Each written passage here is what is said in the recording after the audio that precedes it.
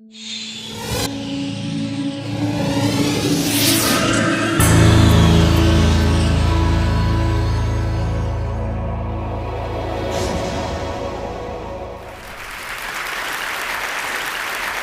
I do is I organize information. I'm a graphic designer. Professionally, I try to make sense, often of things that don't make much sense themselves. So my father might not understand what it is that I do for a living. His part of my ancestry has been farmers. He's part of this ethnic minority called the Pontic Greeks. They lived in Asia Minor and fled to Greece after a genocide about 100 years ago. And ever since that, migration has somewhat been a theme in my family. My father moved to Germany, studied there, and married. And as a result, I now have this half-German brain with all the analytical thinking and that slight dorky demeanor that come with that. And of course, it meant that I was a foreigner in both countries. And that, of course, made it pretty easy for me to migrate as well, in good family tradition, if you like. But of course, most journeys that we undertake from day to day are within a city. And especially if you know the city, getting from A to B may seem pretty obvious, right? But the question is, why is it obvious? How do we know where we're going? So I washed up on a Dublin ferry port about 12 years ago, a professional foreigner, if you like. And I'm sure you've all had this experience before, yeah? You arrive in a new city, and your brain is trying to make sense of this new place. Once you find your base, your home, you start to build this cognitive map of your environment. It's essentially this virtual map that only exists in your brain. All animal species do it, even though we all use slightly different tools. Us humans, of course, we don't move around marking our territory by scent like dogs. We don't run around emitting ultrasonic squeaks like bats. We just don't do that. Although a night in the Temple Bar district can get pretty wild. No, we do two important things to make a place our own. First, we move along linear routes. Typically, we find a main street, and this main street becomes a linear strip map in our minds. But our mind keeps it pretty simple, yeah? Every street is generally perceived as a straight line. And we kind of ignore the little twists and turns that the streets make. When we do, however, make a turn into a side street, our mind tends to adjust that turn to a 90-degree angle. This, of course, makes for some funny moments when you're in some old city layout that follows some sort of circular city logic. Yeah? Maybe you've had that experience as well, right? Let's say you are on some spot on a side street that projects from a main cathedral square, and you want to get to another point on a side street just like that. The cognitive map in your mind may tell you, Aris, go back to the main cathedral square, take a 90-degree turn, and walk down that other side street. But somehow you feel adventurous that day, and you suddenly discover that the two spots were actually only a single building apart. Now, I don't know about you, but I always feel like I find this wormhole or this interdimensional portal. So we move along linear routes, and our mind straightens streets and perceives turns as 90-degree angles. The second thing that we do to make a place our own is we attach meaning and emotions to the things that we see along those lines. If you go to the Irish countryside and you ask an old lady for directions, brace yourself for some elaborate Irish storytelling about all the landmarks. Yeah? She'll tell you the pub where her sister used to work and go past that church where I got married, that kind of thing. So we fill our cognitive maps with these markers of meaning. What's more, we abstract, repeat patterns and recognize them. We recognize them by the experiences, and we abstract them into symbols. And of course, we're all capable of understanding these symbols. What's more, we're all capable of understanding the cognitive maps, and you are all capable of creating these cognitive maps yourselves. So next time when you want to tell your friend how to get to your place, you grab a beer mat, grab a napkin, and you just observe yourself create this awesome piece of communication design. It's got straight lines, it's got 90-degree corners, you might add little symbols along the way. And when you look at what you've just drawn, you realize it does not resemble a street map. If you were to put an actual street map on top of what you've just drawn, you'd realize your streets and the distances, they'd be way off. Now, what you've just drawn is more like a diagram or a schematic. It's a visual construct of lines, dots, letters, design in the language of our brains. So it's no big surprise that the big information design icon of the last century, the pinnacle of showing everybody how to get from A to B, the London Underground map, was not designed by a cartographer or a city planner. It was designed by an engineering draftsman. In the 1930s, Harry Beck applied the principles of schematic diagram design and changed the way public transport maps are designed forever. Now, the very key to the success of this map is in the omission of less important information, and in the extreme simplification. So, straightened streets, corners of 90 and 45 degrees, but also the extreme geographic distortion in that map. If you were to look at the actual locations of these stations, you'd see they're very different. Yeah? But this is all for the clarity of the public tube map. Yeah? If you, say, wanted to get from Regent's Park Station to Great Portland Street, the tube map would tell you, take the tube, go to Baker Street, change over, take another tube. Of course, what you don't know is that the two stations are only about 100 meters apart. Now, we've reached the subject of public transport. And public transport here in Dublin is a somewhat touchy subject. For everybody who does not know the public transport here in Dublin, essentially we have this system of local buses that grew with the city.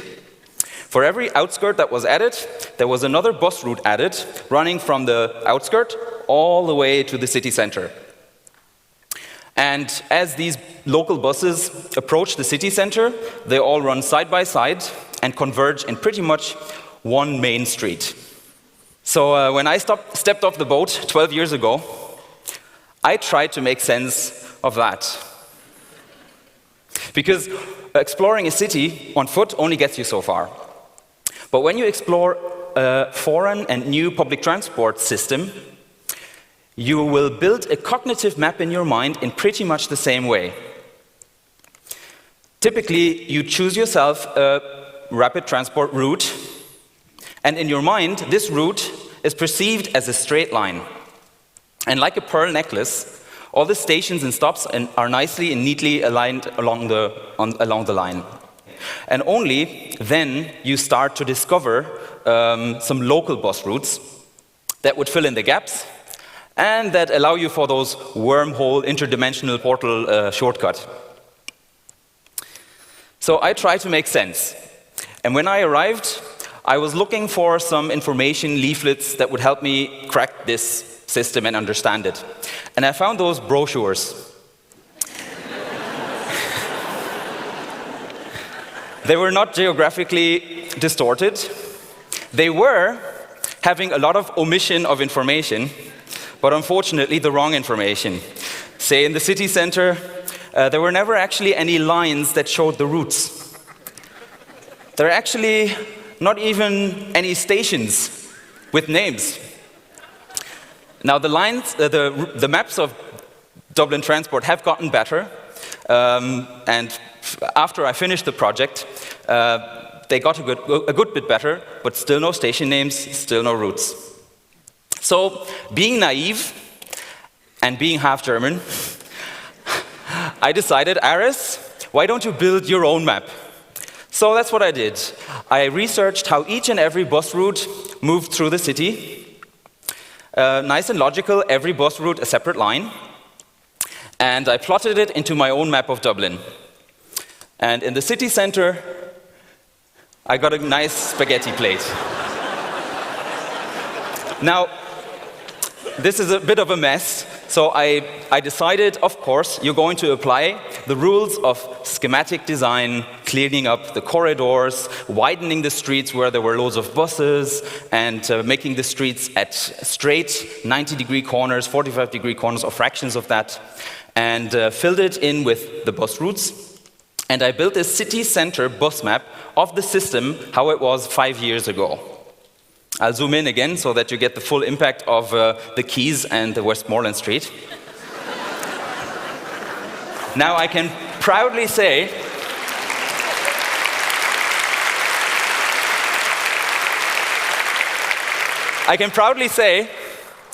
as a public transport map, this diagram is an utter failure. Except probably in one aspect. I now had a great visual representation of just how clogged up and overrun the city center really was. Now, call me old-fashioned, right? But I think a public transport route map should have lines. Because that's what they are, yeah?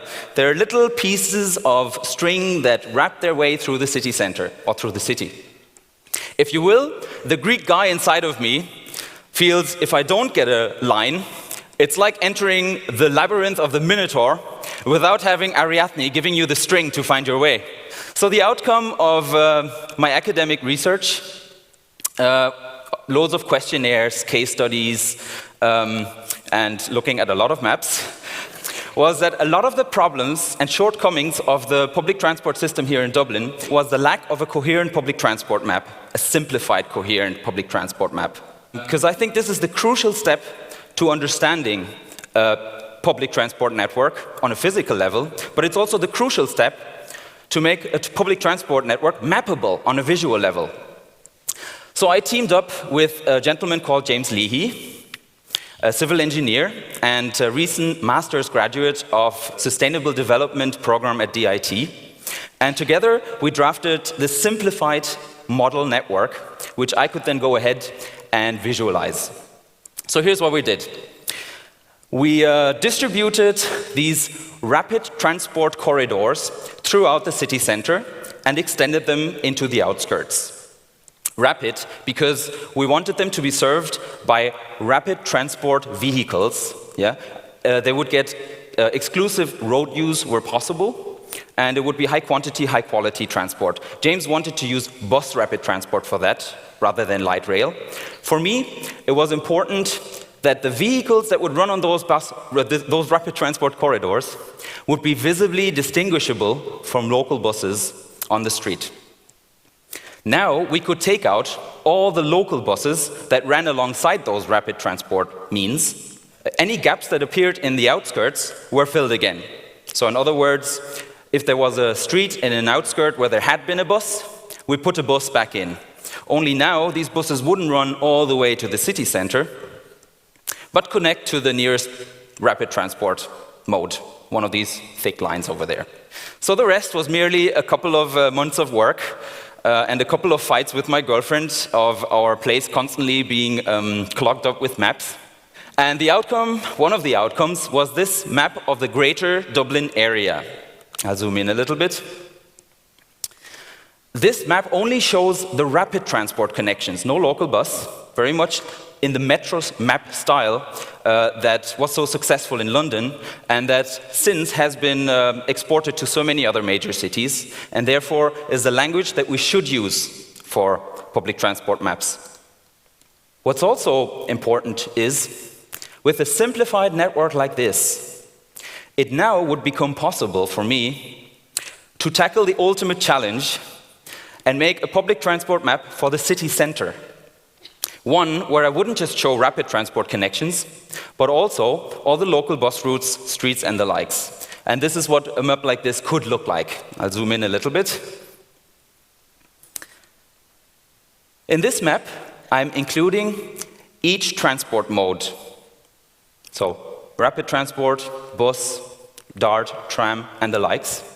Each individual route is represented by a separate line. The map shows each and every station name, And I'm also displaying side streets. In fact, most of the side streets even with their name. And for good measure, also a couple of landmarks. Some of them signified by little symbols, others by these isometric, three-dimensional bird's-eye view drawings. The map is relatively small in overall size, so something that you could still hold as a fold-out map or display in a reasonably sized display box on a bush shelter. I think it tries to be the best balance between actual representation and simplification, the language of wayfinding in our brain. So straightened lines, cleaned up corners, and of course that very, very important geographic distortion that makes public transport maps possible. If you, for example, have a look at the two main corridors that run through the city, the yellow and orange one over here, this is how they look in an actual, accurate street map. And this is how they would look in my distorted, simplified public transport map. So for successful public transport map, we should not stick to accurate representation, but design them in the way our brains work. The reactions I got were tremendous. It was really good to see. And of course, for my own self, I was very happy to see that my folks in Germany and Greece finally have an idea what I do for a living.